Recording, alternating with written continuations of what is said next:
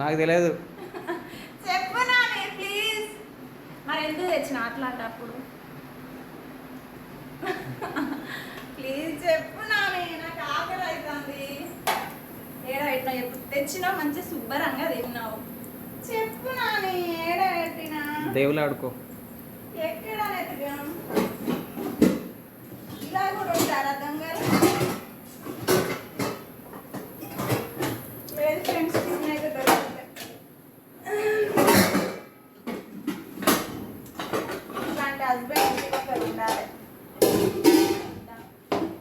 ఇల్లు కూడా లేదు ఫ్రెండ్స్. ఏడో పెట్టినావు చెప్పు నాని ప్లీజ్. నా నీకు దండం పెట్టా. గిల్లనా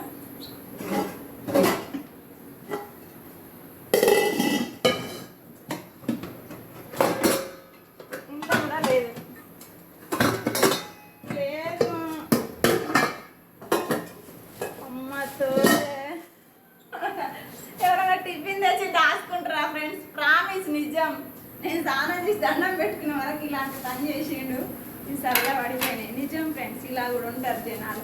ఏంటంటే నిన్న నేను దీంట్లో కాబట్టి ఇలా దాచిపెట్టిండు ఫ్రెండ్స్. Bye friends. ఇప్పుడైతే ఇది అరగంట సేపు దాచిపెట్టి చల్లగా నాకు ఇచ్చింది ఫ్రెండ్స్. ఎందుకంటే నిన్న నేను దీనిలే పందికి వేసిన, అందుకే నాకు అలా పెట్టి నన్ను దాచుకున్నాడు ఫ్రెండ్స్. ఏం చేయాలి?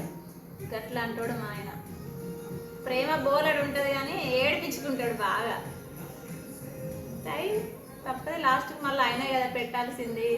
అందుకే ఏడిపించుకొని చూసి ఆయన అడ్రస్ చెప్పిండు ఎక్కడ పెట్టినా. నేనే ఉంటా కిచెన్లో, కానీ నాకే దొరకలే అండి అడ్రస్. ఇల్లంతా ఎతికిన, అన్ని రూములు లాస్ట్ ఫ్రిడ్జ్లో కూడా తెలిసిన, అయినా కూడా దొరకలే.